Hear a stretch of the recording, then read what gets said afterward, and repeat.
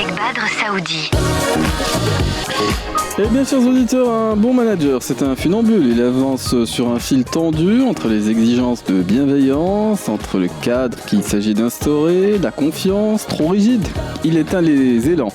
Trop indulgent, il perd la maîtrise. Mais où se trouve la juste mesure? Dans un monde du travail qui change, le manager n'est plus seulement celui qui ordonne ou contrôle, il doit inspirer, il doit guider, il doit fédérer. Il doit savoir écouter sans se dissoudre, décider sans trop dominer, motiver sans manipuler. Nous en parlons ce matin avec nos invités. Nous restons ouverts à l'échange, à vos témoignages, à vos avis. Si vous en avez, c'est de 10h à midi au 05 22 95 36 70 ou 80. Avec Badr Saoudi. Et nous sommes avec deux invités que je présenterai rapidement ce matin. Nous sommes à droite avec Soufiane Alaji, qui est expert en excellence organisationnelle, auteur lu dans un certain nombre de pays. Nous sommes avec Malim Lehlou, qui est DG de Compétences Plus et qui est business coach. Nous parlons du manager. Et il semblait que ce sujet était à propos ce matin, Malim Lehlou. Bon, je pense que le rouge envoie des signaux en général. Et effectivement, bon, il s'agit de se redresser. Je ne m'attendais pas à cette introduction. De se redresser. Et le manager, bon, je ne sais pas s'il en est qui viennent comme ça, cheveux au vent, de la fleur au fusil ou que sais-je encore, mais en général ce ne sont pas des choses improvisées. Quand il s'agit de gérer des équipes, il faut se préparer, il faut aussi être attentif à ce qu'on renvoie comme message dans sa tenue, dans ses comportements, et de ce point de vue, nous allons ce matin nous intéresser effectivement aux qualités d'un bon manager. Et inversement, aux manifestations effectivement un peu défaillantes d'un certain management qu'on peut observer dans les entreprises. Soufiane Alaji. Si vous voulez, si on commence par là, déjà, merci de l'invitation. C'est toujours un plaisir d'être là, toujours un plaisir de partager ici le plateau avec Marim. Je pense, de toute façon, aujourd'hui, on va couvrir la partie bienveillance du manager. Mais souvenons-nous d'abord qu'un manager est là pour délivrer des résultats et ce sera toujours le fondement d'un prisme de succès. C'est-à-dire qu'on va parler aujourd'hui de bienveillance, mais je voudrais juste que nos auditeurs se souviennent que nous prenons également le fait qu'un manager est d'abord là pour délivrer des résultats. Maintenant, il y a manière de délivrer ces résultats. Et donc, aujourd'hui, nous allons effectivement détailler cette image ou cette posture du manager bienveillant qui va délivrer les résultats, mais également laisser une bonne trace, également permettre aux gens autour de lui de se développer. Et en fait, à la fin, et on verra tout à l'heure dans la discussion, ce manager bienveillant délivrera beaucoup plus de résultats pour l'entreprise à moyen et à long terme. Le terme a été lâché. Bon, la bienveillance. Certains, effectivement, sont les esprits chagrins. Disons, ne croient que ce qu'ils voient et ils n'ont pas l'impression que ce qu'ils ont obtenu dans la vie, ça a été grâce à une certaine bienveillance qu'ils ont manifestée envers les autres. Et effectivement, il faut le voir pour le croire, Soufiane Alaji. Et effectivement, on a pu observer. Bon, certains ont de l'autorité d'une certaine façon. On l'a observé dans les salles de classe depuis que nous sommes petits. Il y en a qui sont sévères, il y en a qui imposent une forme d'autorité naturelle sans pour autant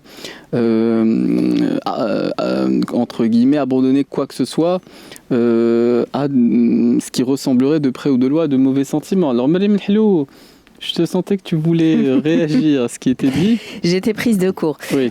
En fait... Je pense que c'était la remarque sur les couleurs qui t'a désarçonné. Oui, je suis partie ailleurs. Mais un manager doit rester alerte. C'est peut-être pour ça que j'ai porté du rouge ce matin. Oui. Doit rester vigilant et il doit y avoir un équilibre, effectivement, comme le dit mon cher confrère et ami Soufiane, entre exigence et bienveillance. L'exigence est importante parce que le manager a un rôle, a des engagements, j'insiste sur le mot engagement, a des rôles et des responsabilités envers ceux et celles qui l'ont mandaté dans ce rôle. Et il a une responsabilité envers ses équipes. Et il a une responsabilité envers ses clients internes et externes. Et du coup, l'exigence qu'il a envers soi-même ou envers ses équipes, c'est un gage ou une garantie qui va les emmener vers le haut, qui va les faire grandir. Mais effectivement, la bienveillance aujourd'hui est importante à l'âge parce qu'il y avait des managers qu'on a rencontrés, que j'ai rencontrés, que chez les clients qu'on croise tous les jours et dans les différentes cultures managériales, parce qu'il y en a beaucoup justement, oui. On côtoie différentes cultures managériales. Chacun fait le management à sa façon, chacun fait le management comme il le sent. Mais attention, il y a des bonnes pratiques, effectivement, sur lesquelles il ne faut pas déroger parce que on accueille différentes générations. Je reviens sur ces questions générationnelles parce que il y a aussi la question du genre. Il y a l'importance aussi de bien se comporter. Il y a la question de l'exemplarité. De donner un bon exemple. Donc le manager, il est vu, il est regardé dans ses fonctions, il est vu, il est regardé dans sa communication, mais il est vu et regardé aussi dans ses actions. Et il faut qu'il y ait une forme de cohérence et de régularité. Mais si je suis un manager dans la proximité, on va parler peut-être des fondamentaux, on va dire, de la posture managériale. Mais aujourd'hui, il y a un mot qui revient beaucoup, c'est la proximité et l'accessibilité du manager. C'est-à-dire que c'est une personne, mais parce qu'elle a été nommée, qu'elle doit être que dans la stratégie ou que dans les plans d'action, etc. Il y a une importance qu'elle soit proche de ses équipes, à travers des moments formels et informels. Et c'est quelque chose sur lequel je reviendrai peut-être tout à l'heure. Le formalisme, c'est-à-dire des réunions hebdomadaires ou des réunions quotidiennes, lorsque cela est nécessaire, est important. Mais l'informel aussi est important. C'est ces moments de petit-déj, de convivialité, de déjeuner, de café avec les équipes. Mais c'est ça un manager proche. Et pourquoi j'insiste sur ça? Parce que tout à l'heure, Sofiane a lâché un mot qui est très important, qui est la bienveillance. Mais la bienveillance, elle se vit à travers quoi? Parce que les gens entendent la bienveillance à tort et à travers. Elle se vit déjà à travers un manager qui est disponible lorsque j'en ai besoin, lorsque j'ai une question, qui a la politique de la porte ouverte, et où m'attire les niches. C'est-à-dire, j'ai pas peur d'aller lui poser une question. J'ai envie de clarifier une position, je viens avec des solutions. Donc, accessible, proche, pour moi. J'ai entendu deux choses. Voilà. Il y a plusieurs types de managers. On est manager en fonction de ce qu'on est, c'est-à-dire de sa nature, de ses qualités, de ses défauts. Deux, il y a des fondamentaux. Et dans quelle mesure ces fondamentaux recoupent les différentes façons qu'on a d'incarner un bon manager, Sofiane Al-Hajji? J'aime toujours commencer par le début, par la base.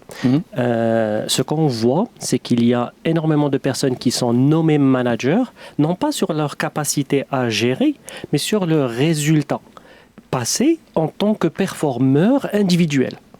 Donc, par exemple, vous prenez une équipe de commerciaux. En fait, quand on va chercher le remplaçant du directeur commercial ou du responsable commercial, c'est celui qui fait le plus de chiffres. Mais ce n'est pas nécessairement celui qui est le plus apte à gérer l'équipe. Donc, ce sont deux compétences différentes. C'est peut-être celui qui a le meilleur potentiel pour l'être, parce qu'il a la technique, il saura montrer aux autres, mais le fait de manager est une compétence.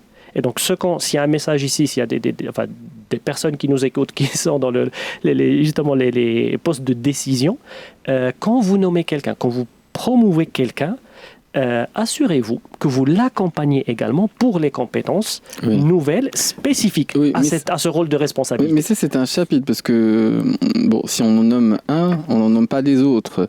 Et la question pour laquelle on va faire les raisons pour lesquelles on va faire ce choix-là, effectivement, il faut qu'elles soient justifiées d'un certain point de vue. Il y a la performance. Je fais confiance aux dirigeants des entreprises qui sont des personnes qui gèrent leur boîte, qui ont été là pendant plusieurs années, de savoir. Hier, on m'a raconté une histoire où on s'est trompé de casting. Dans le casting, puisque ça arrive. Il y a deux choses. On peut se tromper ou bien on peut jeter quelqu'un. C'est possible. Donc on pâture à son rôle et il ne l'a pas accompagné. Après dire on s'est trompé de casting ou il ne montrait pas. Alors que ce que je dis, c'est si vous nommez quelqu'un, si vous donnez plus de responsabilité à une personne, quelle que soit dans l'entreprise, assurez-vous qu'il y a un minimum d'accompagnement. Et là, on revient au manager bienveillant. Donc, le manager même de ce futur manager, doit être dans son rôle d'accompagnement, etc., pour que ce nouveau responsable puisse monter en puissance et qu'on maximise ses chances de succès. Et de toute façon, un casting qui foire ou un recrutement qui ne donne pas ses résultats, en fait, l'impact négatif sur l'entreprise est énorme. Il est désastreux, parce qu'une promotion ratée, effectivement, ça laisse des traces. Et donc, je pense que tout le monde sera d'accord avec nous que c'est un mini-investissement qui fait du sens. Donc pour moi, c'est juste le premier point, parce que ce qu'on voit régulièrement quand on intervient en entreprise et qu'on fait des formations justement managériales, ce dont on se rend compte, c'est que la quasi-totalité, je vais le dire en arabe, manage bil-fitra. C'est-à-dire, ils se sont retrouvés dans le rôle et puis ils bataillent les 6 premiers mois, les 12 premiers mois. Il y en a qui, malheureusement, ne survivent pas à ce rôle. Il y en a qui font des burn-out. Il y en a qui causent des burn-out. Et puis, il y en a qui développent, malheureusement, les mauvaises pratiques pour survivre dans ce rôle. Oui, il y a quelque chose... il y a différentes... Vas-y, madame. Là, il y a quelque chose sur lequel je voudrais capitaliser. C'est vraiment la voie de la sagesse. Quelqu'un, on le nomme manager sur la base des performances individuelles. Or, un très bon manager, c'est quoi? C'est un chef d'orchestre. C'est plus sa performance individuelle qui compte. C'est qu'il doit jouer désormais le rôle d'un animateur. Écoute bien, animateur d'une équipe. Bimena, que Insa, ce qu'il a fait dans le passé, parce qu'on l'a choisi sur la base du mérite, de la performance. Dans les cas où on choisit les gens sur la base du mérite et de la performance, ce qu'on peut dire, ce qui sont les bonnes pratiques managériales, c'est-à-dire qu'on récompense la contribution de quelqu'un à la performance d'une organisation, quel que soit le domaine, qu'il soit à la tête d'un département finance, ou à la tête d'un département commercial, ou à la tête d'un département logistique. C'est quelqu'un qui a bien scoré. Et souvent, ce qu'on oublie, c'est qu'on se dit, wesh had l'insan, wesh had sid ou la had sida, il a vraiment les qualités d'un animateur. Si c'est pas le cas, on doit le former avant la prise de poste. Parce que une fois la prise de poste elle est faite, il va continuer sur son chemin de performance individuelle. Mais comme il l'a dit si bien si Sofiane, c'est que oui, il y en a certains qui ont joué collectivement de départ, parce que c'est leur façon de faire, ils sont collectivement de départ. Et il y en a qui sont individuellement de départ. Donc, la vigilance, en tout cas de la direction des ressources humaines, elle est déjà en place. C'est-à-dire, sincèrement, avant de nommer quelqu'un en poste, on le connaît. Si c'est quelqu'un qui vient de l'extérieur, on s'est renseigné sur lui. Si on lui a fait passer des entretiens. Après 30 ans de mariage. Mais non, mais on connaît les gens. La vérité, sauf si on est dans le déni. On connaît les gens. On connaît aussi bien leurs qualités que leurs défauts. Et du coup, il faut anticiper un peu. Il faut se dire, Flan est excellent sur le plan métier. Il est excellent sur le plan des compétences. Mais est-ce qu'il a vraiment le rôle d'un animateur d'équipe? Est-ce qu'il fédère vraiment les gens? Est-ce qu'il sait faire bosser les gens entre eux? Est-ce qu'il sait être silencieux et laisser les autres parler? Est-ce qu'il sait écouter? Combien de fois, à Badr, je te jure, combien de fois les managers ne laissent pas leurs équipes parler? Mais t'y droge en réunion. Mais t'y droge. Ou même les t'y droge. Ils disent que certains c'est pour les protéger. Ils disent que certains بش يتعلموا. Oui. Pendant quelques semaines, quelques mois. ماشي دائما. C'est-à-dire il a بغيتي يتعلم خصو aussi يتدرب. Il a بغيتي يتدرب, il faut lui céder la parole. Donc c'est vraiment des choses. Vraiment, j'insiste sur le rôle d'animateur. Oh, bon. Notre rôle d'animateur, c'est d'être chef d'orchestre et en annonçant la respiration musicale. Je pense que c'est totalement à propos. Mais Sofiane Alhaji, tu souhaitais réagir d'un mot? Je voulais juste dire que on voulait commencer cette émission par poser les bases pour dire, effectivement, tout à l'heure on va parler du manager bienveillant, mais on voulait aussi dire que il a des droits. D'accord. Et ces droits, c'est aussi d'être accompagné et d'être formé, parce que c'est une compétence dure. C'est un soft skill qui a besoin d'une formation en bonne et due forme. Et après, le reste de nos discussions, après la respiration musicale, enchaînera. Mais bien sûr, on écoutera également les avis des auditeurs ou les témoignages si vous souhaitez participer à l'émission. Je le rappelle toujours, vous pouvez nous joindre jusqu'à midi au 05 22 95 36 70 ou 80. Et nous reprenons la suite de notre émission des experts ce matin. Nous sommes avec Sofiane Alhaji, nous sommes avec Meriem Lhlou et nous évoquons les qualités nécessaires qu'il faut avoir, voire cultiver pour être un bon manager. Alors je reviens à un aspect qu'on n'a pas encore éclairé suffisamment. C'était la question de savoir quels sont les fondamentaux, puisqu'il y a différents styles managériaux et ça on va y venir. Mais les fondamentaux, Sofiane Alhaji, sur lesquels tu souhaitais t'attarder ou en tout cas partager plus d'explications sur ce point précis. Oui, en off, ce qu'on disait, c'est que là, avec le temps, on voit que tous les types de personnalités peuvent réussir en tant que manager et manager exceptionnel. D'accord? Donc, il n'y a pas nécessairement un type de personnalité qu'il faut stigmatiser ou dire ce genre de personne ne sera jamais un manager accompli ou autre. Tant que, comme tu disais, Sebad, tant que des fondamentaux sont sont remplis. D'accord? Et pour ma part, j'ai une façon personnelle de voir ou de structurer l'approche du manager, je dirais, fantastique. D'accord? Et ce sont quatre piliers que je vois personnellement. D'accord? Ils sont dans mon livre Le Manager Épique. Donc le premier, c'est une attitude du manager vis-à-vis de son équipe. Donc, comme vous voyez là, ça ne parle pas du manager lui-même, ça parle de son attitude par rapport aux autres. Donc, donc ce premier pilier, c'est un manager enthousiaste. C'est un manager qui voit son équipe, comme on dit en marocain, et j'adore cette expression, ba'ini al-qalb. D'accord? Ça ne veut pas dire qu'il est gentil, qu'il est laxiste, non, qu'il les voit ba'ini al-qalb. Ça veut dire qu'il voit l'humain face à lui. Okay? À partir du moment que tu vois l'humain face à toi dans n'importe quelle relation, ce qui va en découler va être extrêmement riche et productif pour les deux. Donc ça, c'est la base. Et malheureusement, nous n'en parlons pas. Je n'ai trouvé aucune théorie ou modèle de management qui commence par l'attitude. D'accord? Et pour moi, c'est vraiment un manque.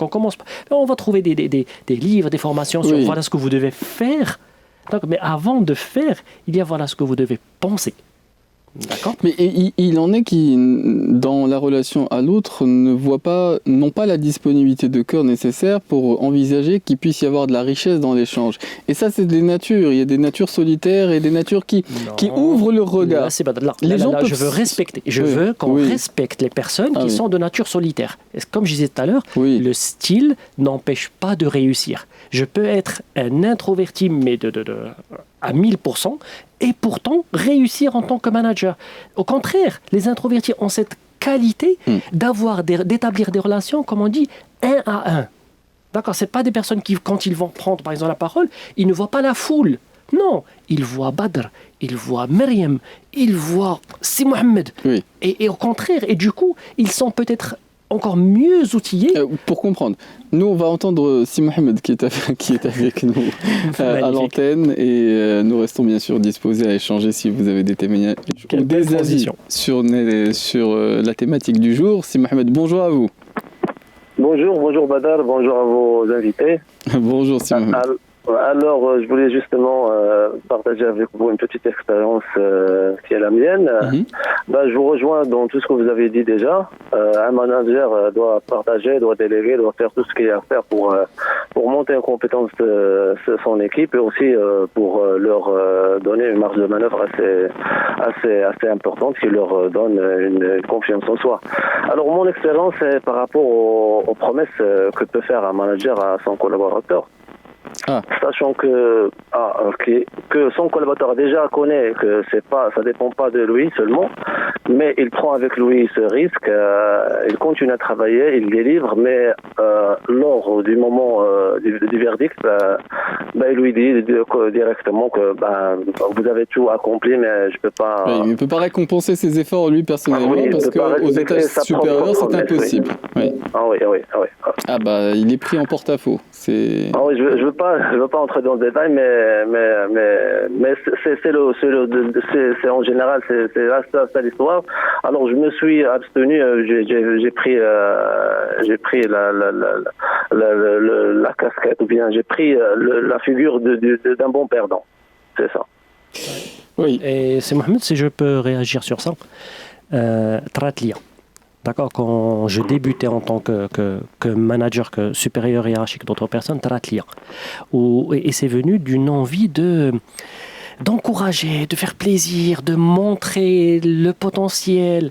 Et malheureusement, comme vous avez dit, c'était Mohamed, j'ai eu un cas où je n'ai pas pu réaliser la promesse que j'avais faite de ce potentiel. Et je me suis rendu compte de quelque chose qui est très important. Que Badr en fait a souligné très rapidement dans son introduction, c'est que le manager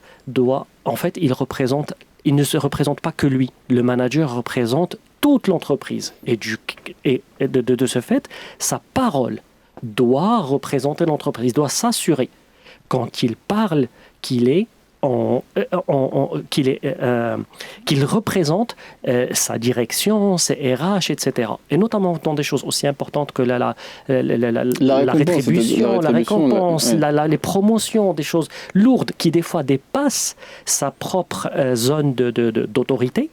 Effectivement, les managers doivent apprendre qu'il y a tout un travail qu'ils doivent faire en amont. Et c'est pour ça que je disais tout à l'heure, il y a besoin d'une formation, il y a besoin d'un compagnon. Les managers on doit leur apprendre quelles sont les choses à faire ou ne pas faire et ne pas juste manager le fitra. Et ça, effectivement, ça m'est arrivé une période où, en fait, on m'avait dit, c'est quoi ? Commence, gère pendant une année et après tu vas apprendre sur le tas. En fait, non, tu vas être plus prêt à ce qu'on te forme. Et donc, pendant ces mois où je gérais par moi-même, j'ai commis des erreurs. Et celle que tu mentionnais, c'est Mohamed, on est une, et j'ai appris. Et ce qui nous ramène à un autre composant du manager fantastique, c'est aussi, ça doit être un manager impeccable. C'est un manager, je vais reprendre le terme en marocain, parce que vraiment, on a des expressions qui sont super. C'est Rassoya Arq pour son équipe. Il y a du travail qui se voit, que les équipes vont voir. Il y a un travail qui ne va pas se voir, mais qui doit être fait. Un travail en amont avec sa propre hiérarchie, où il doit pousser ses gens, où il doit les présenter, où il doit les défendre, etc. Maintenant, tant qu'il n'a pas de certitude, d'accord signé de sa hiérarchie, il est effectivement très dangereux de partager des promesses ou des gains potentiels comme si c'était une promesse ferme. Parce que parfois il y a de la bonne volonté, effectivement, et on n'est pas certain de partager les mêmes vues par rapport à sa hiérarchie, par rapport aussi à l'évolution qu'on va proposer à ses équipes. Effectivement, je disais un peu plus tôt sur la clarification des attentes, parce que clairement, le premier rôle du manager, c'est d'abord clarifier et expliquer à chacun la contribution de performance attendue, mais décorréler la notion de contribution avec la notion de récompense financière. Et c'est pour ça qu'il faut, il faut être honnête avec les gens. Il faut leur communiquer les indicateurs de mesure. Il faut leur dire que, voilà, on suit l'évaluation de vos performances et je dois travailler ma posture. C'est-à-dire que moi, j'entends la préoccupation de Si Mohamed. Mais c'est vraiment quelque chose. Tous les managers n'ont pas entre leurs mains les bonus qui sont donnés aux équipes. Ça, c'est important. Oui, et la difficulté, c'est que, disons que les équipes qui vont s'attendre à un certain résultat, parce qu'on a de la bienveillance, c'est un levier pour motiver ces équipes. Et qu'est-ce qu'il faut entendre par décorréler la récompense de la rétribution en entreprise ? C'est très difficile de faire le distinguo. Il y a des avantages entre guillemets parce qu'il y a des habitudes, il y a une confiance qui peut s'installer, il y a la possibilité peut-être d'opter ou d'être flexible sur certains points. Mais est-ce que ça fait partie des récompenses ? Ça fait partie entre guillemets de la confiance qui s'installe lorsque le travail est accompli, Madame Hello. Oui, effectivement, Anna, je rejoins ce qu'il a dit Sofiane, c'est-à-dire que l'information honnête, c'est de se dire, il faudrait que je consulte le comité de direction, il faudrait que je consulte les DAF, il faudrait que je vois s'il y a le budget, il ne faudrait pas que je fasse des promesses sans consulter à mon tour les N+1, sans pour autant voir la stratégie de l'entreprise, parce que la stratégie de l'entreprise, normalement, elle doit s'inscrire dans une forme d'équité, de responsabilité. Donc, je ne peux pas faire des augmentations un an dans mon pôle ou dans mon département et ignorer aussi la culture de l'entreprise. Il doit y avoir une forme d'équité. Donc, quelque part, avant de promettre quelque chose, il faut absolument consulter qui de droit, entre guillemets. Je ne peux pas être... les salariés discutent entre eux, que ce soit les salariés d'une direction ou d'une autre direction, ils discutent entre eux. Il n'est pas normal de voir effectivement... moi, je sais que des fois, on encourage l'autonomie au sein des entreprises. C'est-à-dire que quelque part, chaque directeur de pôle ou de direction a une forme de flexibilité sur les augmentations, les bonus, l'inscription à des cursus de formation, etc. Mais qu'est-ce que ça instaure en interne ? Ça instaure une forme de compétition. C'est-à-dire tout le monde a envie d'aller dans le département ou dans la direction qui offre le plus de perspectives de carrière, le plus de bonus, le plus d'augmentation, etc. Donc s'il n'y a pas cette réflexion qui est menée à la base par par le sommet de l'organisation, par la tête de l'organisation, de certes encourager vraiment toutes les parties prenantes à avoir une autonomie ou au moins harmoniser les pratiques managériales de sorte qu'il n'y ait pas une compétition en interne, sinon tout le monde voudra aller dans un département qui est entre guillemets le plus vu, où on a le plus de rétribution. Et c'est forcément arrivé dans des organisations que j'ai accompagnées, notamment parce que les directions commerciales avaient plus la main. Donc tout le monde voulait quitter un poste de recouvrement ou un métier qui est lié au risque ou un métier parce qu'ils se disaient, nous, nos carrières sont bloquées dans ces métiers-là et on a moins de variables que nos collègues qui sont dans l'autre département. Donc quelque part... c'est pour ça qu'il y a différents aussi niveaux de manager au sein de l'organisation. N'oublions pas, un manager, il peut être un manager à 25 ans, ce qu'on peut appeler des managers de proximité, comme il peut être à 30 ans si c'est un manager d'une région, comme il peut être à 35 ans s'il est le manager d'une zone ou d'un pays, comme il peut... Tu vois, il y a différents. Et selon notre niveau managérial, on n'a pas les mêmes outils en main. On n'a pas les mêmes clés en main, on n'a pas la même décision en main. C'est pour ça que... Oui, et puis il y a différents niveaux de management. Bon, ceux qui sont dans les étages les plus hauts, je ne suis pas certain qu'ils soient dans la proximité. La proximité, c'est avec les dirigeants de l'entreprise. C'est ainsi qu'ils l'entendent. Et donc, c'est toujours à différents niveaux. Et puis, il y a des managers qui vont gérer des centaines d'équipes, une centaine de personnes qui vont être dans les équipes, et d'autres qui vont travailler en petits comités. Et donc, il y a effectivement aussi différents types de managers. C'est pour ça que je reviens à la clarté des orientations qui est donnée à la base et au partage des informations en inspirant les autres. L'expérience de Si Mohamed, c'est une expérience que j'entends tous les jours. De gens qui sont déçus parce qu'ils pensaient que le travail qu'ils ont accompli, la performance, allait être récompensé financièrement. Donc, comment lutter ? Et ça, c'est un fait que je vois tous les jours dans les organisations. Comment lutter contre le fait que les gens aient des mauvaises perceptions, là, des mauvaises attentes, où là, on va leur dire, honnêtement, on ne peut pas augmenter le salaire tous les ans, ça dépend de la conjoncture, ça dépend de facteurs qui nous échappent. Et ça, il faut être clair au départ avec les gens. La clarté, c'est effectivement une qualité qu'il s'agit de cultiver de façon générale, mais peut-être spécifiquement pour le manager. Il est 10h46, mais on m'indique à l'instant qu'il y a des auditeurs qui souhaitent s'exprimer avec nous, d'après ce que m'indique la régie, me demande quelques instants. Et on décalera en conséquence la respiration musicale. Alors, si j'ai bien entendu, on profitera de la respiration musicale et on fera passer l'appel dans quelques minutes. Et nous sommes avec Siabdillah qui est avec nous de Casablanca. On a dû décaler ce moment, mais on vous cède la parole immédiatement, Siabdillah. Bonjour à vous. Oui, bonjour. Super chanson de Super Trap. Merci. Alors, mais c'est une voix qu'on reconnaît. Ah oui, bien sûr. Ah oui, mais j'ai grandi avec les Super Trap. Non, mais c'est la vôtre qu'on reconnaît, si Mohamed. Vous nous avez déjà appelé. C'est peut-être une déformation professionnelle, mais je retiens les voix un peu singulières, si Mohamed. Abdillah, pardon. Abdillah. Oui. Bonjour, cher coach.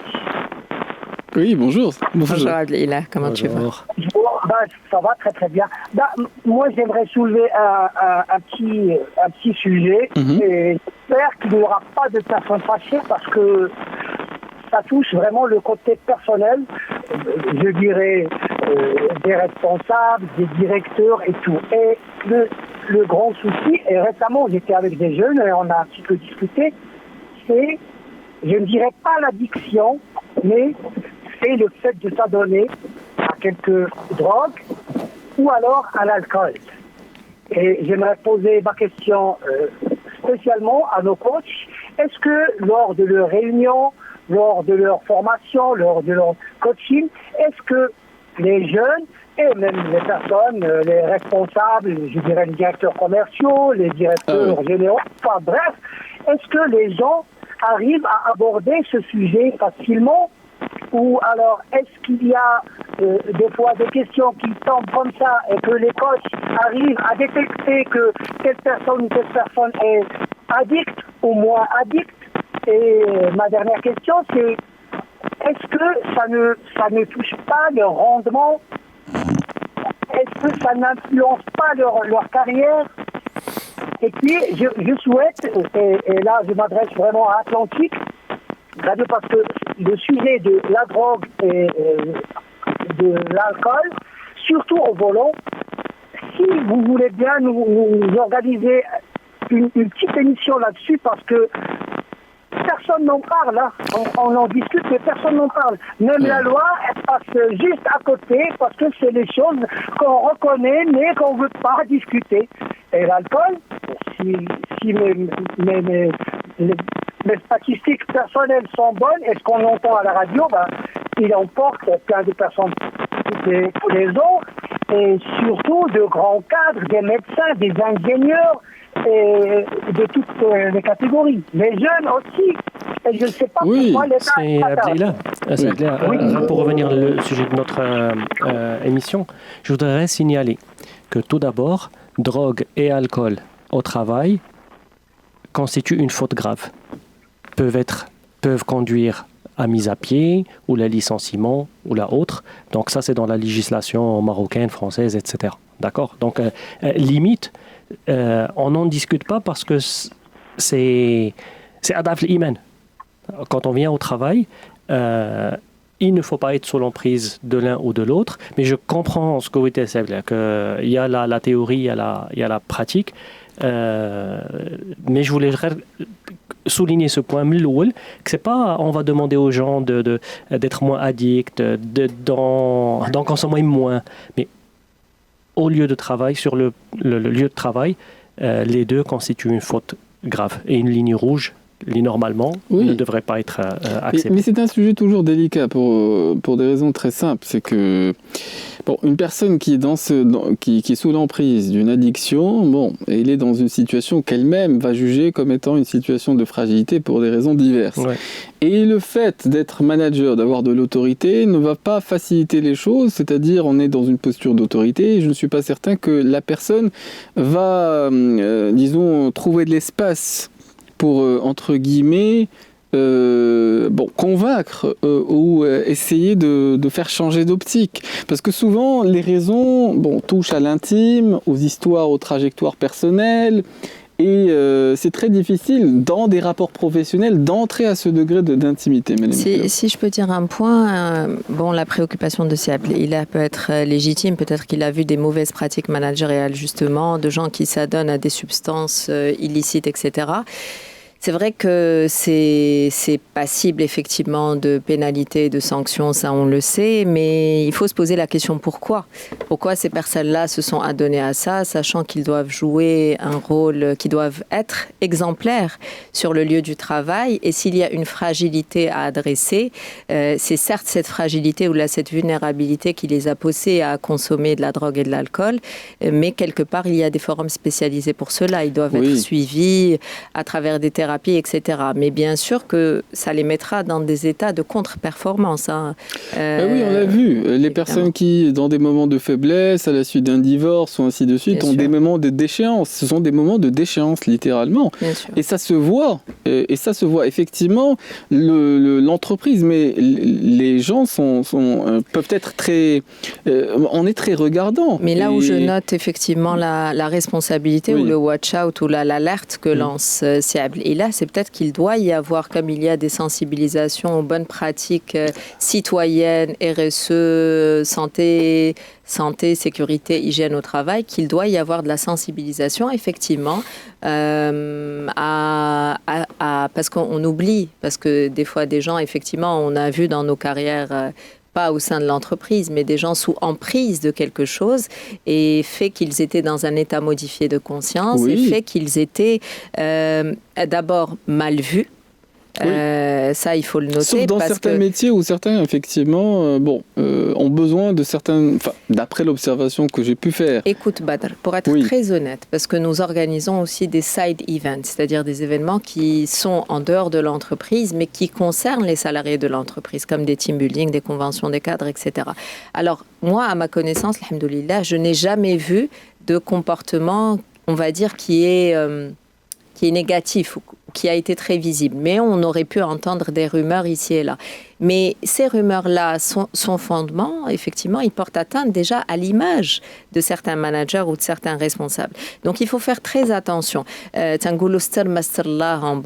bon marocain, si on a des addictions, ou si on a des maladies, ou si on a des dépendances, il faut aller les traiter dans des lieux appropriés et ne jamais mélanger, malheureusement, et il ne faut jamais mélanger les sphères privées, les sphères mais parce que le jugement peut être impitoyable. Et durable. Et il l'est. Et ça touche la réputation des gens. Effectivement, j'ai pu voir certaines personnes, en effet, l'image le racolait à la peau. Je ne sais pas si il avait peut-être d'autres éléments à partager avec nous, mais je sais que souvent ceux qui en ont été victimes de façon collatérale, quand on connaît en l'occurrence des personnes qui ont été percutées, qui ont été accidentées, qui ont été blessées, qui ont pu tout simplement décéder à cause de conduite sous état d'ivresse, effectivement, ça donne une sensibilité très aiguë par rapport à ces sujets-là. Bon, en tout cas, je remercie Siab pour sa prise de parole. Nous resterons ouverts à l'échange jusqu'à midi. Si vous avez des questions ou des avis à faire entendre, n'hésitez pas à nous joindre. Et bien entendu, on va se retrouver après le flash d'information qui nous sera présenté dans quelques instants. C'est votre rendez-vous des actualités en langue arabe avec Mourad Baba. Et nous reprenons la suite de notre émission des experts ce matin. Nous sommes avec nos deux invités, Mehdi Mehlou qui est DG de Compétences Plus et qui est business coach. Nous sommes avec Soufiane Alaji qui est expert en excellence organisationnelle et qui est auteur d'un certain nombre d'ouvrages qui traitent même des questions que nous abordons ce matin. Le manager EPIC, j'ai bien entendu, ou l'EPIC Manager. En anglais. J'ai entendu 4 piliers et c'est vrai que nous réagissons aussi aux questions qui nous sont soumises et nous restons ouverts à l'échange jusqu'à midi au 05 22 95 36 70 ou 80. Il y a différentes personnalités, différentes façons d'être manager et en fonction des inclinations personnelles. On est extraverti ou introverti, nous allons avoir des facilités à prendre les devants, nous avons des facilités à être en soutien des équipes. Il y a différents types de personnalités qui s'expriment lorsqu'elles sont en responsabilité de façon différente. Alors, je ne suis pas certain qu'on ait épuisé la question des fondamentaux, parce que, Soufiane Alaji, tu évoquais les 4 piliers qui font le bon manager. Exactement, qui font un manager fantastique. Pas que bon. Pour moi, un bon manager, c'est quelqu'un qui délivre les résultats. D'accord ? Quelqu'un qui donne satisfaction à sa hiérarchie. Bon an, mal an. Un bon. D'accord ? Peut casser des choses en cours de route, mais c'est quelqu'un qui délivre ses résultats, mais peut-être dont on ne se souvient pas. Un manager fantastique, c'est celui dont on se souvient. Des années plus tard, et sa hiérarchie et ses équipes. D'accord ? La semaine dernière, j'ai animé une conférence et j'ai passé un petit survey et j'ai demandé aux gens, en fait, pour faire le parallèle, je leur ai demandé, tu parlais tout à l'heure de prof, j'ai demandé, est-ce qu'il y a un prof dans votre parcours scolaire ? C'est immédiat, c'est immédiat. Et c'est pas tous. Mais c'est bien entendu, il y a des bons et puis ceux dont on se souvient dans la vie. Mais il y en a qui nous marquent dans les deux sens, dans le positif comme dans le négatif aussi. Donc, comme vous voyez, on arrive rapidement à séparer les bons profs, les bons des profs exceptionnels. D'accord ? Et sur la trentaine de personnes qui a donné son témoignage, qui a partagé un point qui restait, c'est vraiment, et tout d'abord, les profs qui en fait avaient à cœur le bien de leurs étudiants. D'accord ? C'est pas nécessairement les plus gentils. On a même cité l'exemple d'un prof qui était hyper exigeant, mais qui apprenait, qui voulait donner, qui venait parce qu'il voulait le transmettre. Et donc, en fait, pour revenir, le manager fantastique, pas que le manager bon, comme je dis, le premier des piliers que je prends, je vais citer les 4, comme ça on passe rapidement. Le premier, c'est un manager enthousiaste par rapport à ses équipes. C'est un manager qui a une attitude par rapport à ces gens où il les voit بعين القلب. D'accord ? Pour moi, c'est vraiment un pilier qui ne se voit pas, mais qui est fondamental. Et s'il n'y a qu'une chose, c'est vraiment celle-là. Et après, d'accord, dans toute relation humaine, être enthousiaste par rapport à la personne en face et dire, la personne que j'ai en face, l'Américain en l'occurrence, c'est c'est quelqu'un avec qui j'ai plaisir à échanger. D'accord, ou juste que je respecte dans son humanité. Et je pense que quelqu'un qui est là, qui veut faire les choses bien, peut-être que la personne dans mon équipe, peut-être qu'elle délivre ou qu'elle délivre pas, mais je sais que, par exemple, s'il y a un projet qui n'est pas délivré comme il faut, la personne qui est d'accord, parce qu'elle a le qalb al khidma. Mais et là, quelque quand j'arrive à voir... part, Sofiane, si je peux me permettre de réagir juste par rapport à ce propos, c'est quelque chose qu'on entend, c'est un manager qui est empathique, tout simplement. C'est un manager qui sait se mettre à la place des autres. C'est un manager qui choisit les moments pour parler à son équipe, pour motiver ses équipes, pour les fédérer, pour leur donner un feedback aussi. Excellent. Parce qu'il faut trouver... Oui. Il شفتك بعينين القلب Sofiane. أنا أعرف aussi si tu traverses une mauvaise passe, si tu es démotivé, si tu es pas bien, si tu es fatigué, parce que notre performance n'est pas linéaire aussi. Je n'ai pas eu besoin de dire qu'est-ce qu'il doit faire. Et jette tout naturellement. Enthousiaste, il y a empathique. Oui, mais moi, ce que je peux observer, c'est que des fois, certains n'ont pas spontanément ce regard. Et ce que je vois, c'est que peut-être que dans la vie, certains ont été piqués d'une certaine façon et ils ont tendance, entre guillemets, à disqualifier très rapidement un certain type de comportement. Ayn al-Qalb, c'est quelqu'un qui ne va pas disqualifier les personnes avec lesquelles il est en relation. Et c'est une tentation qui est observable. Je ne dis pas qui est judicieuse, mais qui est observable. On peut voir des personnes, effectivement, qui disqualifient pas nécessairement pour de mauvaises raisons, qui ont besoin de s'éloigner d'une forme de toxicité, de malveillance, de méchanceté qu'ils peuvent observer. Là, les réunions, un manager, pour donner le contre-exemple parce que ça a émergé aussi dans des discussions qu'on a vues la semaine dernière, un manager qui disqualifie ou l'alimati chauffe ses équipes, c'est aussi un manager qui va dire à ses équipes sur le projet, une réunion qu'il n'est pas d'accord avec eux. Donc il se désolidarise de ses équipes en pleine réunion, en disant... Et ça, c'est très mal vécu par les équipes. Magnifique. Moi, je l'ai vu plusieurs fois, des personnes, parce que l'autorité du N+1, elle est très importante. Tikono, entre guillemets, Ma'al-Barrani, c'est toujours la même entreprise, mais c'est pas une réunion d'équipe close, c'est pas une réunion de proximité. Il y a différents départements, et le manager, comme ça, il goule de but en blanc. Non, ça, je l'ai jamais vu. Non, ça, je le valide pas, etc. Et du coup... les équipes, les bras leur en tombent parce qu'ils se disent c'est pas possible. C'est comme si on leur a enlevé le tapis sous les pieds, tu sais. Oui, la Maïm, en fait, vient de me mettre le tapis sous le pied parce qu'effectivement, le deuxième pilier de ce manager fantastique, c'est un manager partenaire. C'est un manager qui ne voit pas, qui l'attitude esclavagiste que pas le manager qui va voler le travail de ses équipes. Il y a un auditeur qui en faisait part. Ouais, ça c'est l'extrême. Mais même aujourd'hui, un manager, un bon manager, précisément. Oui, même, je n'irai même pas dans les cas toxiques, négatifs. Je resterai là où le bon manager n'est pas suffisant. C'est-à-dire, tu peux avoir un bon manager, mais en fait, qui dit, écoute, moi je suis là parce que Sharika m'a demandé de délivrer des résultats. D'accord ? Et du coup, voilà ce dont il y a besoin. J'ai 5 personnes. Ok, toi tu vas faire ça, toi tu vas faire ça, toi tu vas faire ça. Et à la fin, ce qui est important pour moi, c'est que par rapport à notre hiérarchie, parce que je suis un bon manager, d'accord ? Je ne fraude pas, je suis là pour le bien de l'entreprise. Je vais m'assurer que le travail se fait. Il n'y a rien de répréhensible. Maintenant, un manager partenaire, c'est quelqu'un qui, avant d'affecter donc, les projets aux 5 personnes, il va réfléchir. Est-ce qu'il y a des affectations, est-ce que je peux procéder à ces affectations de façon différente parce que telle personne a besoin de ce projet pour développer une compétence, ou ce projet va jouer sur la force de cette personne parce qu'elle en a besoin pour montrer. Par exemple, j'ai un dossier où je veux, par exemple, demander à ce que la personne soit promue, ou je veux qu'elle... D'accord. Et donc, quel est le projet qui va lui permettre qui va permettre d'accompagner son développement. D'accord. Et du coup, c'est vraiment un manager qui va se dire le fait que la personne me reporte, ça ne veut pas dire que c'est mon esclave.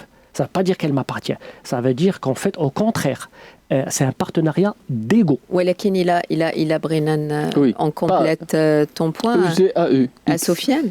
Il a Brennan, on complète ton point.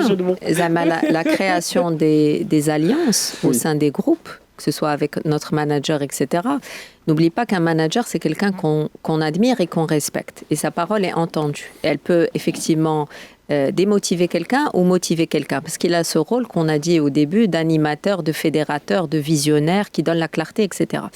Mais moi je dis, ça n'enlève pas le côté honnêteté et feedback. C'est juste qu'on dit مثلا il a quand les équipes, il a quand les équipes ما داروش خدمة مقادة, ce qui peut arriver. زعما le partenariat ما تعفيش من l'exigence ou le muhasaba, bien au contraire. On doit demander des comptes à son équipe. ولكن en vase clos بيناتنا en one-to-one, بلا شهود, بلا témoin, etc. علاش? Parce que ma crédibilité va de la crédibilité de mon équipe. Si je dévalorise mon équipe en réunion élargie, il en va de ma crédibilité. Et donc, quelque part, bien sûr que je peux leur demander des comptes, il a le khidma ma ajbatnish, ou leur façon de parler. Mais chacun a compris l'attitude toxique dont tu as parlé.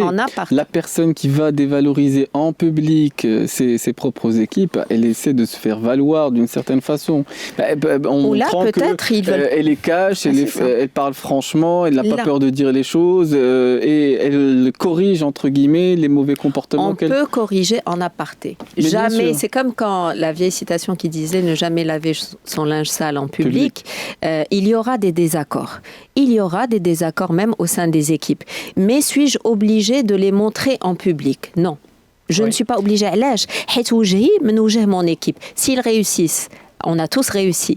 S'ils échouent, on a tous échoué. Et je rejoins ce que disait Myriam tout à l'heure par rapport au rôle de chef d'orchestre. Et je reviens sur mon expérience personnelle. Et encore une fois, il n'y a pas que des succès, il y a aussi des moments où, mais en tant que manager, j'ai mal agi. Et ça a été un de mes plus grands apprentissages.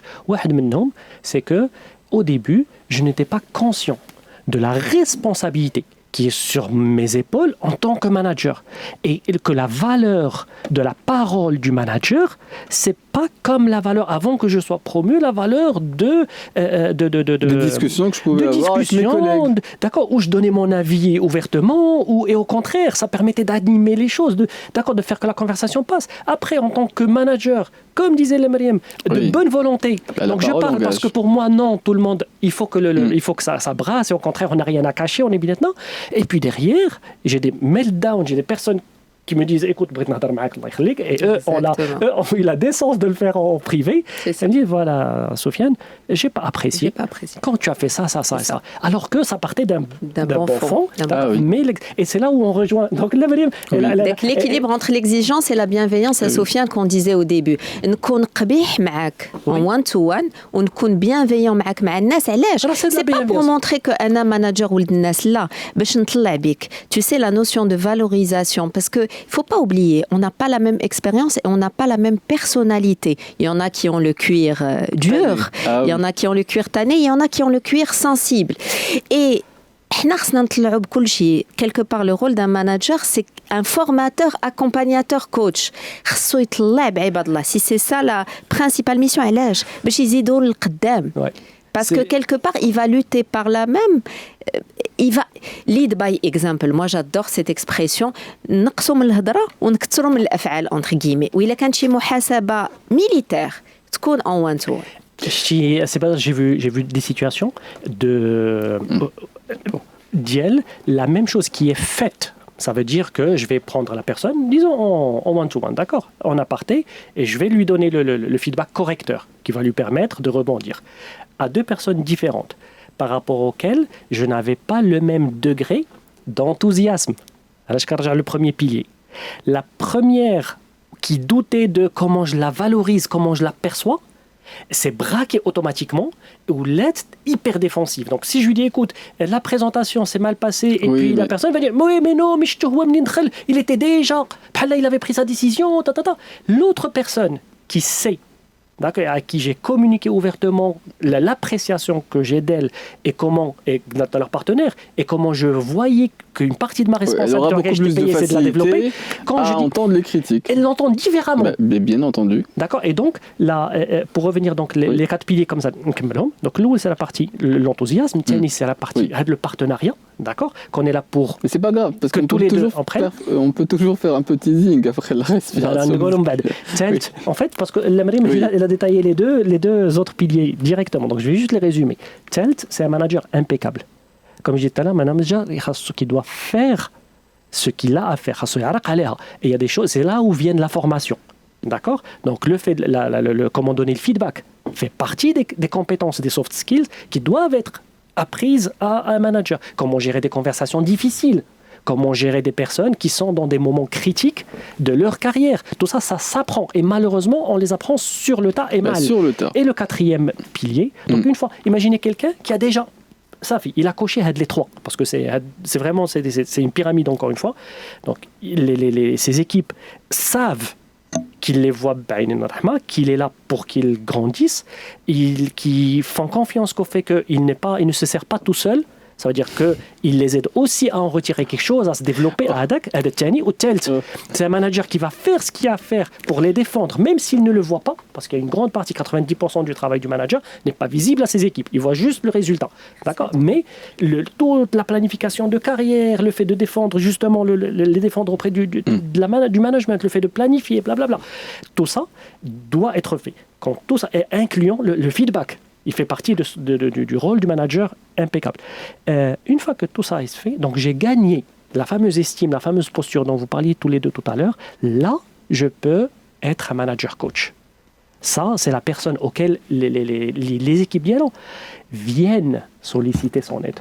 Et là, et malheureusement, il y a plein de managers auprès de qui l'équipe n'ira jamais s'ouvrir et dire علاش le droit à l'erreur à Soufiane عرفتي هذا le droit à l'erreur le manager ما تسمعوش بزاف لا le droit à l'erreur انا نقول لك c'est vraiment un point que je souhaite défendre هذا الصباح parce que les managers اللي سنحترموهم nous ont donné le droit à l'erreur قالوها لينا d'une façon ou d'une autre ولا وراونا بان on a commis des erreurs c'est pas grave عرفتي شنو tu as commis une erreur, tu vas le réparer la fois prochaine.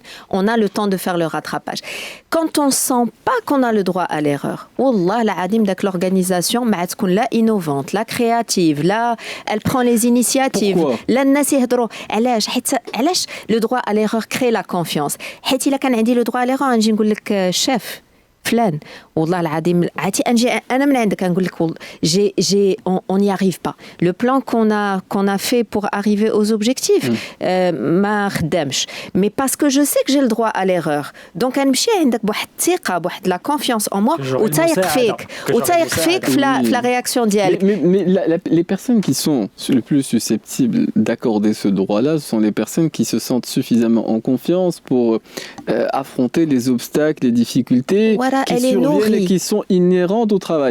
Mais les personnes qui sentent que elles ont peur du jugement au-dessus d'elles qu'on peut avoir sur le travail accompli, elle est nourrie par quoi? Elles vont être impitoyables et ne vont donner aucun droit à l'erreur à leurs équipes. Elle est nourrie par quoi? Parce que هذاك المانجر ولد الناس ولا بنت الناس قالت لي بنتي اجي نعاود لك انا les expériences les en off, en informel, en formel. Moi j'ai vu des discours très inspirants de directeurs, de DG, de managers qui ils ont dit تحنايا تحنا غلطنا تحنا on n'a pas écouté nos équipes تحنا on a coupé aux gens la parole dans les réunions تحنا mais quelque part c'est quoi? Ils me disent ah oui ça c'est un signal pour que je montre ma vraie personnalité, que j'exerce mon droit de parole et que je dise en réunion ou là quand c'est le moment approprié monsieur j'ai une proposition à faire pour améliorer le travail d'équipe. Kada. Chez Badr, la délégation fait partie des compétences, encore une fois, qui doivent être apprises. Ça veut dire que le droit d'erreur, ce n'est pas un chèque en blanc. C'est un chèque avec un montant maximum. Bien sûr. Donc, il y a délégués et délégués. Délégués, mais il y a un projet qui est hyper critique pour l'entreprise. C'est je te fais confiance. Et on se revoit après. Non, la délégation, c'est le droit à l'erreur. Je vais te donner un truc petit. D'accord. Et après, un truc que tu es d'accord avec moi que ça favorise la montée des compétences. Mais bien sûr. Parce que le fait de s'exercer. Mais il n'y a que ça. Qu'est-ce que j'ai cité tout à l'heure? Mes meilleurs apprentissages viennent, en tant que manager, des moments où zlaqt. Mais c'est pas, ne veut pas ça va soulager beaucoup de gens. Ça va soulager beaucoup de gens ce matin. Non, j'hésitais à faire sourire la régie, mais il est 11h24. On va profiter de la respiration musicale et on se retrouve dans quelques instants pour la suite de notre émission des experts. Et ceux qui souhaitent prendre la parole ou partager des avis, n'hésitez pas à nous joindre. C'est jusqu'à midi. Et très bien, chers auditeurs, on peut faire l'inventaire des qualités d'un bon manager. On peut faire aussi l'inventaire des défauts ou des erreurs qu'on peut faire lorsqu'on est dans cette responsabilité-là. Nous sommes ce matin, pour ceux qui se joignent à l'émission, avec Soufiane Raji, nous sommes avec Malim Lhlou, nous restons ouverts à l'échange si vous avez des des avis, c'est toujours au 05 22 95 36 70 ou 80. Mais il y a une question générationnelle aussi qui fait qu'on est sensible à certaines façons de procéder. Mais non, oui. je voulais juste par rapport aux histoires de qualité et défaut, Badr, et excuse-moi de te reprendre, je disais un peu plus tôt qu'il faut pas reprendre, il faut reprendre en one-to-one. Là, je vais te reprendre devant tous les auditeurs. Je suis à contradictoire, mais le manager ne serait-il pas contradictoire? Là, sur les qualités et les défauts, bini ou binek, les gens vont le prendre perso. Moi, je dirais peut-être les engagements du manager. C'est vraiment pour aller au-delà des qualités et des défauts. On a des qualités et des défauts. Si on n'accepte aucun défaut, c'est qu'on n'est pas perfectible, c'est qu'on est parfait sur terre. C'est même pas ça. Pour ne pas le tirer sur le plan perso, quelque part, le management, c'est un travail. Parce que quelque part, moi j'entends beaucoup de gens me dire « Ouais, j'ai pas eu le poste parce que j'avais pas la bonne posture. Galoulia, j'avais pas la bonne posture. Ou là, je n'ai pas eu l'augmentation parce que Galoulia, j'avais pas les bons soft skills. » Il faut pas... Parce que quand tu fais ça, les gens pensent que tu l'as ou tu l'as pas. Or, être un manager, ça s'apprend. Ça se cultive, c'est un travail, c'est un engagement. C'est pas une qualité ou un défaut, parce qu'on a tendance à penser que dès que je suis jinabé, entre guillemets, si j'ai cette qualité ra'indi, si j'ai ce défaut ra'indi. Or, tout le monde peut être un bon manager. Le mot manager fantastique me met un peu de pression, honnêtement, ou le manager héroïque. Mais quand je te dis un bon manager ou de NES, c'est-à-dire qui sait s'adapter, qui sait se retirer, parce que si Soufiane a des choses très intéressantes et que je rejoins totalement sur beaucoup de choses, mais il y a des mots où peut-être c'est inscrit dans les positions, on va dire méta, ou les engagements méta du manager, il y a des mots importants comme être agile et être résilient. Être agile et être résilient, ça signifie que je ne suis pas le même manager tous les jours. Je ne suis pas le même manager tous les jours, ni le matin et l'après-midi. Je ne veux pas m'enfermer dans un rôle. Je veux être ni le manager sympa, ni le manager dur. Je suis capable d'être les deux. Dur quand il le faut et sympa quand il le faut. Et c'est ça l'agilité du manager. C'est-à-dire, quelque part, manbrich, je ne veux pas jouer un rôle. Et je ne veux pas avoir une posture. Bret nkun haqqani entre guillemets et essayer d'être juste, toujours orienté résultat et solution, mais juste avec moi-même et avec les équipes. C'est-à-dire que quand il faut tirer les oreilles et tirer la sonnette d'alarme, je les tire. Les personnes vont le sentir, parce que quand les personnes sont authentiquement, vont agir authentiquement conformément aux valeurs qui sont les leurs, ça se ressent. Et les personnes qui vont être, entre guillemets, exagérément autoritaires ou excessivement bienveillantes, c'est un déséquilibre qui est perceptible. C'est ça, parce qu'il y a des injonctions, dans notre société, il y a beaucoup d'injonctions au développement personnel, à être la meilleure version de soi-même, à être un manager bienveillant, etc. Asiedna. Alors, quand le contexte n'est pas à la bienveillance, ne soyez pas bienveillant. Soyez dur, soyez critique, soyez cash, Et quand le contexte, comme j'ai dit, et qu'on a beaucoup de personnes, les personnes sensibles, des périodes difficiles, etc., soyez bienveillants à l'âge pour garder le ciment de l'équipe et les liens de respect et de confiance. Mais oui, il y a quelque chose. C'est préserver l'humanité. Il y a juste un auditeur qui souhaite prendre la parole, mais les auditeurs d'abord. Oui. Si Hichem nous a contacté de Casablanca, d'après ce que me dit à l'instant la régie, je vous cède la parole. Bon, si Hichem, bonjour à vous. Bonjour à tous. Comment ça va? Vous allez bien? Ça va très bien. Et vous? Alhamdulillah, Allah yabarak fik. Alors moi je voulais une petite intervention par rapport parce que le sujet m'intéresse. Moi-même je suis manager, je gère un peu plus d'une centaine de personnes et je me rends compte que pour une petite précision, un bon manager, pour moi c'est surtout quelqu'un qui a une justice sociale dans son ADN auprès de son équipe. Une vraie justice. Je pense que les équipes sont vraiment très sensibles à la justice sociale. Quand je dis justice sociale, il faut qu'ils sentent qu'il n'y a pas d'injustice dans le traitement de chacun. Oui. C'est-à-dire que ça soit en termes de valorisation, que ça soit en termes de privilèges, que ça soit en termes de sanctions, il faut vraiment qu'il y ait une justice sociale. Il n'y a pas de copains, il n'y a pas de clientélisme par rapport aux personnes. Et souvent, on fonctionne beaucoup par l'affect.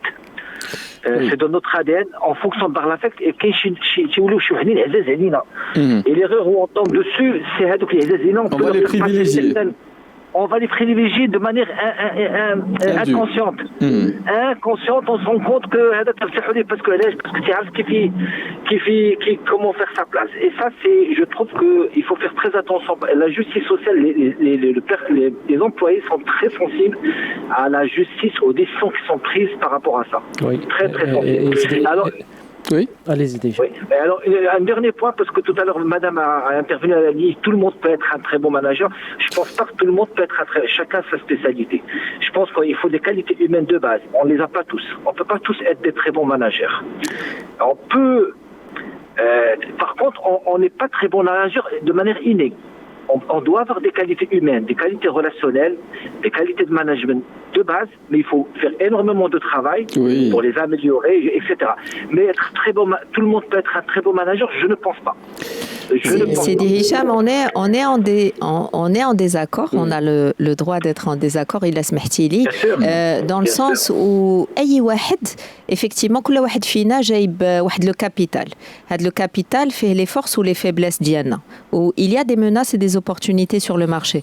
Mais تنقول effectivement tout le monde peut être un bon manager ou un très bon manager.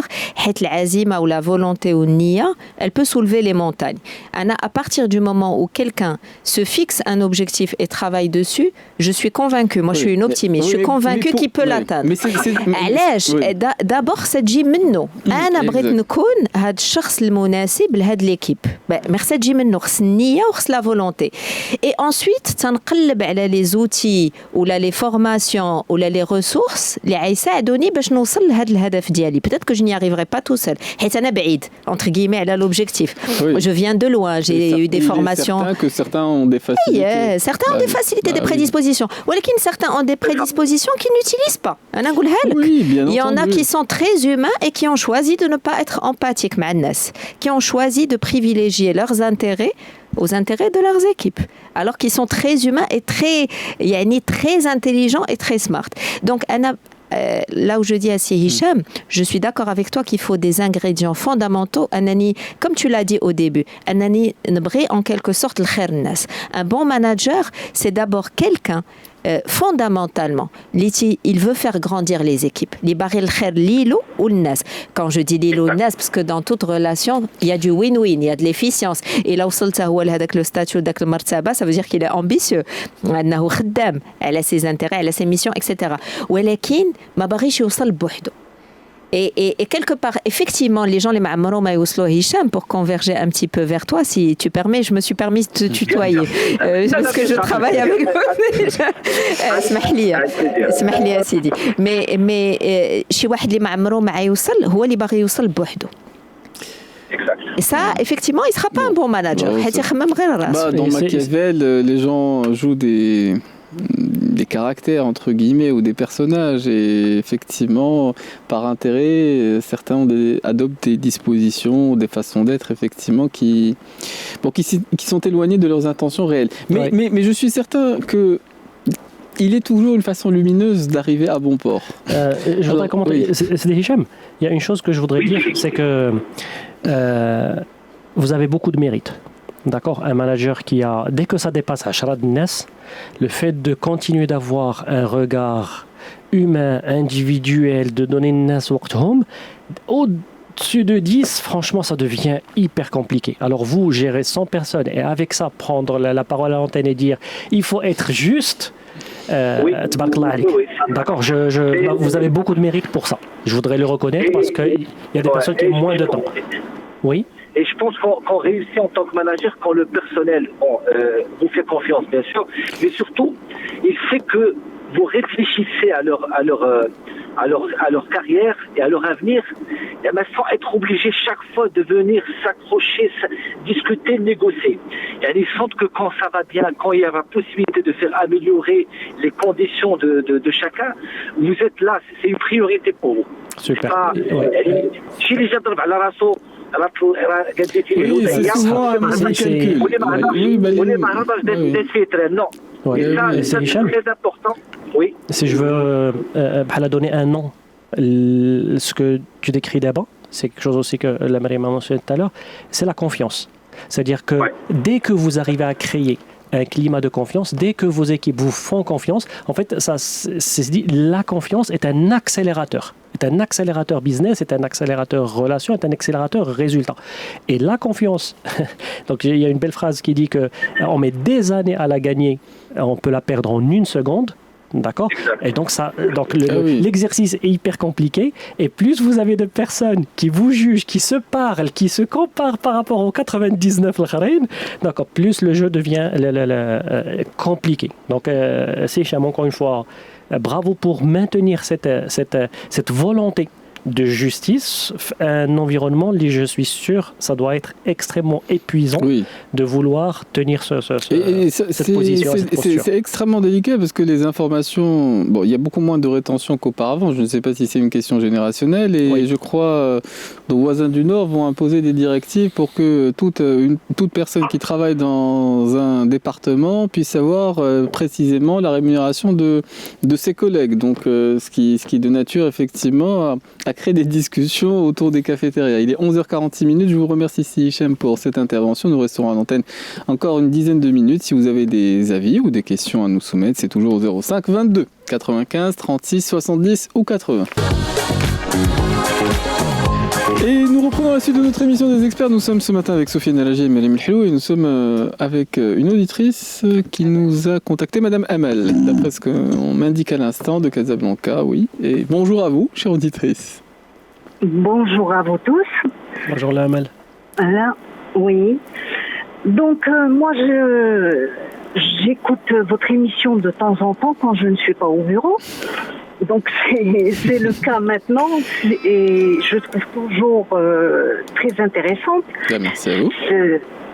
Je trouve les idées et les conseils de Madame Maryam El Helou très très intéressantes. Merci beaucoup. Alors, précisons que je ne vous ai donné aucun chèque à l'avance, Lala Amal, qu'on se connaît pas. Merci. Non, je confirme, j'ai pas reçu de chèque. Donc moi, je suis manager dans une filiale d'une multinationale. Oui. Donc, alors, j'étais manager. Et la vérité, au fait, pourquoi je me suis permise d'intervenir, c'est que toutes les recommandations que donnait Madame Maryam, je les faisais. Sauf que je ne sais pas si c'est encore applicable de nos jours. Parce que quand tu appliques ça, quand tu es un manager au business, quand tu expliques, quand tu t'occupes de ton équipe, j'ai l'impression que le management actuel de notre époque ne veut plus ça. On considère très rapidement que c'est de la faiblesse. Ça devient de la faiblesse. Au fait, j'étais comme ça et on m'a entre guillemets mise à l'écart pour ramener des jeunes. Et quand je vois comment ils travaillent, au fait, ils gèrent leur carrière, ils gèrent pas la société. Ils sont là, ils ont des directives. Malheureusement, ils cherchent même pas à comprendre l'environnement. C'est le management de la nouvelle génération, ils s'en foutent de l'environnement. Eux, ils ont un objectif. Tu n'as pas les moyens c'est ton problème. Tu te débrouilles. Tu dis que moi, je veux une clôture le 3 du mois. Donne-moi les moyens pour que je te fasse une clôture le 3 du mois. Non.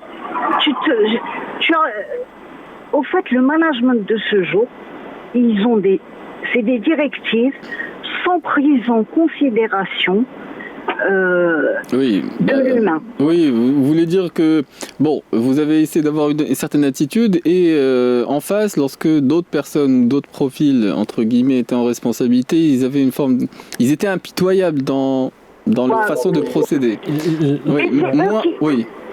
Oui, et ce que je veux dire, c'est que c'est eux qui ont grimpé. Oui, c'est eux qui vont grimper. C'est eux qui ont réussi dans... Bon, maintenant, maintenant ce que je peux dire, c'est pas les conseils que donne Madame El Helou. Oui. ils sont applicables, ils sont vrais, et c'est ce que j'ai fait, et moi je les défends. Sauf qu'ils ne sont pas applicables dans les multinationales, dans le management d'aujourd'hui. Ils sont applicables dans les PME familiales. Oui. La Mariam, si je peux intervenir. Je ne sais pas si vous avez entendu au tout début de l'émission, c'est que avant la bienveillance, le manager est là pour délivrer des résultats. Donc, le fait de lire délivrer des résultats et presser le citron, c'est quand même... Exactement, c'est-à-dire que le manager doit aussi être à l'écoute de ce que l'entreprise demande, et un manager bienveillant doit être, ou là ne pourra tenir cette posture dans le long terme que si l'environnement l'y encourage. D'accord. Donc là, pour ne pas mettre la faute ou la responsabilité, c'est quand on est malheureusement dans un environnement qui déjà est toxique.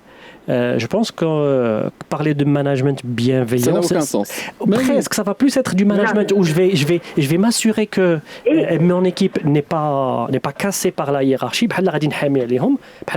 Je suis le bouclier par rapport à management. Et déjà, c'est une posture malsaine. Tu sais, Sofiane. Excusez-moi. Alors, le management d'aujourd'hui, des jeunes d'aujourd'hui,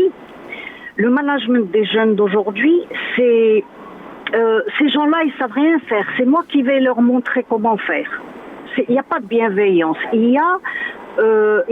C'est moi qui sais travailler. C'est pas les autres qui travaillent. Leur façon de travailler, elle est nulle.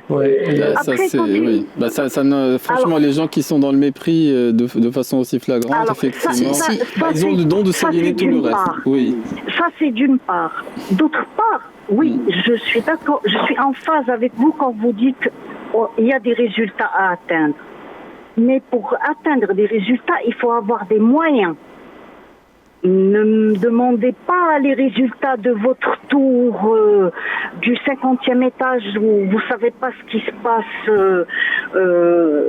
dans le souk marocain. Effectivement. Là, on peut se tutoyer, là, on peut... Bien sûr, elle est là. Tout ce que tu as dit depuis le début est juste et je l'ai vu. Mais il y a des cultures qui sont mercenaires. Il y a des cultures qui sont dans cette double exigence et bienveillance. Et là, à l'univers des multinationales, effectivement, il y a à boire et à manger. Et dans l'univers des grandes entreprises marocaines et des PME, aussi, il y a à boire et à manger. Mais ça dépend de ce qu'on cherche comme objectif. Wesh, on cherche, pour reprendre ton expression à Sofiane en off, wesh, on cherche le ma'qoul. Et on cherche à faire grandir tout le monde, et on cherche le long terme, ou là on cherche des petits coups, les quick wins, les petites victoires. Et là on recherche des petits coups, c'est-à-dire il y a des gens qui cherchent de plus en plus leur carrière.